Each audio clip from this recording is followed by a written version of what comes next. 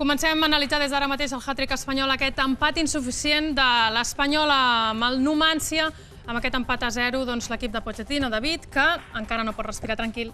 Doncs no, i la veritat és que no sé si recordes la setmana passada que pràcticament tots els resultats van anar bé. Una situació totalment contrària. Doncs avui ha passat tot el contrari, no hi ha hagut gairebé cap resultat que hagi afavorit els interessos de l'Espanyol. Doncs és veritat perquè, a més, l'Espanyol continua al cuer de primera a 7 punts ara de la salvació. No sé si dir que avui és l'últim tren, perquè matemàticament encara no ho és així, però definitivament l'Espanyol no pot perdonar cap punt més. El que està clar és que s'ha acabat el marge d'error i que veient el que s'ha vist avui a Los Pajaritos i veient el que ha passat a la resta de partits de la jornada, l'empat no es pot considerar avui un bon resultat.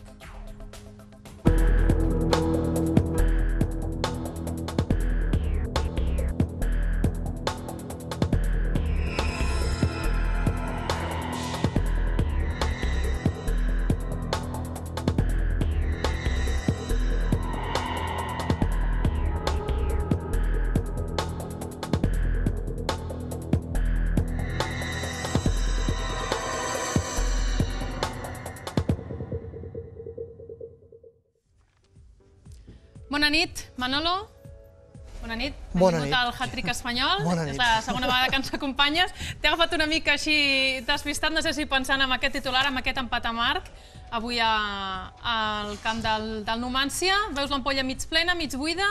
Sempre mig plena. Sempre mig plena, Ara et veig no? a la jugada del Jarque i veig que és un reflexe del que ha sigut l'Espanyol tota la temporada. No t'avancis, que ara veurem aquesta jugada i moltes coses més, com per exemple unes imatges d'avui de retrobades. Eren les que feien retrobar-se sobre el terreny de joc aquest home, José Rojo Pacheta, amb Dani Sánchez Llibre. Tu el coneixes bé a Pacheta també de l'etapa que va estar a l'Espanyol. Era un duel com una mica fratricida, no, avui? L'afició fins i tot ha corejat el seu nom. Lotina va estar d'entrenador allà. Jo fins i tot avui, després ho escoltarem a la roda de premsa, he vist un Pacheta bastant apagat. Apagadot, sí. Molt apagat, ara l'escoltarem. Buscant potser excuses o raons per explicar aquest empat. Aquí veiem també la salutació amb Mauricio Pochettino i Dani Sánchez Llibre, que tampoc no es perdia l'escalfament de l'Espanyol a Los Pajaritos. Una primera part on hem vist el millor joc. I una imatge significativa, Luis García i De la Peña, dos homes que estaven cridats a ser importantíssims aquesta temporada. De la Peña ha estat lesionat gran part de la temporada, ara quan està jugant l'Espanyol ho està notant, està jugant millor, i Luis García ha fet una temporada que no es pot considerar bona. És el reflexe del que ha passat aquest any, aquesta imatge. I el que ha passat també avui damunt de la gespa de Los Pajaritos és simptomàtic de com està anant la temporada, perquè l'Espanyol avui ha fet una bona primera part, on realment ha merescut molt més, però una vegada més se n'ha anat al descans amb un empat a 0 que era injust, veient el que hem vist en aquest partit on el Numancia semblava que li anava bé l'empat, cosa que a mi em sembla que no, però veient com ha anat el partit semblava que fos així. Són les primeres oportunitats de l'Espanyol en aquest duel avui a Los Pajaritos, amb aquest cop de cap d'Ivan Alonso claríssim. Era un cop de cap molt franc, centrada magnífica de Callejón, el cop de cap d'Ivan Alonso i se la troba Juan Pablo. Aquesta és la primera oportunitat del Numancia, pilota aturada, Barquero, i després la següent també pilota aturada, una pilota que bota damunt la gespa i atura bé Kameni. Eren els primers avisos del Numancia. Aquí tenim una de les imatges que s'han anat repetint durant tot el partit, Ivan Alonso lluitant i rebent cops per part de tots. Ho ha intentat tot Ivan Alonso i no li ha sortit pràcticament res, però una vegada més encomiable la lluita de l'uruguaià. Més ocasions, en aquesta ocasió la pífia de Kameni. No sabem exactament què vol fer en aquesta acció, ara la veurem repetida. Vol rebutjar, ni la toca, Aranda se n'intenta aprofitar, per sort es tira bé el terra Kameni, després hi havia Pareja que envia la pilota fora i aquesta és la jugada més clara del Numancia, una pilota per Goiria, trenquen bé la defensa i es troba amb Kameni, que aquí ha estat bé. Aquí ha estat molt bé Kameni, sí, perquè la jugada de Goiria era clara. Més per l'Espanyol, aquest és el córner que ha propiciat una de les ocasions més clares del partit per l'Espanyol. Pilota de Nené, la pilota dins de l'àrea, xut de Sergio Sánchez, desvia la trajectòria Temudo i passa el que veuran a continuació. Unes mans de Moreno. Després la veurem i l'analitzarem aquesta jugada, però era sens dubte el 0-1. Pacheta no ho veia clar, després aquesta jugada havia quedat invalidada, però mira quin xut tan bo de Sergio Sánchez des de la frontal.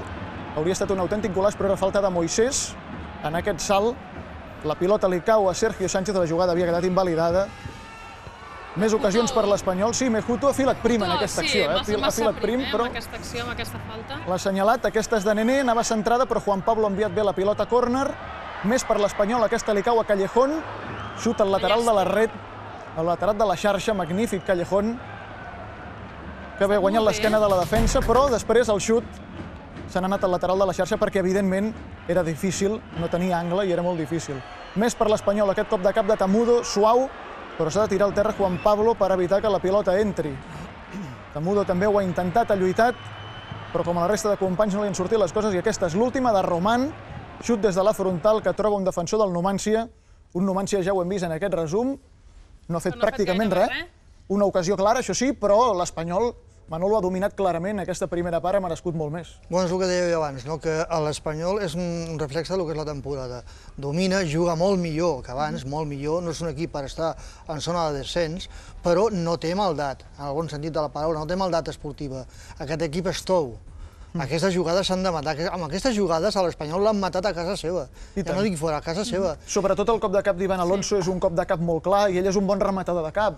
Després hi ha afegits, com també durant tota la temporada, i no busco excuses ni molt menys amb la llavor dels àrbitres, però la falta del Moisés Hurtado han fet 45.000 aquí, 45.000 i no passa res. Sí, durant el partit l'àrbitre, diguem-ne, que no ha xiulat, no ha equilibrat la balança. El penal, el que dius tu, la jugada polèmica d'aquesta primera part, era més o menys la mitja hora de partit i una jugada que sortia d'un córner que servia a Callejón, la tornarem a veure, aquest xut de Sergio Sánchez amb força, Tamudo posa el peu, aquí veiem just la cama. És que està sota pals. I va, no sé si involuntàriament o no, cap a la mà, troba la mà de Juan Carlos Moreno, exjugador del Barça, que atura l'esfèrica. Aquí tenim una altra pressa per tu. Penal i expulsió, Manolo? Bé, sense cap dubte, és que està a la ratlla de gol, no hi ha ningú més. Ja hagi voluntat o involuntaritat, amb el braç evita un gol. Clar, és evident que amb el braç evita el 0-1. Ets els que pensen que si fos un altre equip també, com s'acostuma a dir, haguessin xiulat penal? Això per descomptat. També, no? Per descomptat. Però no vull buscar excuses en la llavor arbitral, que no crec amb els àrbits, crec que és un col·lectiu horrible. Però l'Espanyol actual no es pot escudar amb un error del senyor Mejuto o de qui sigui.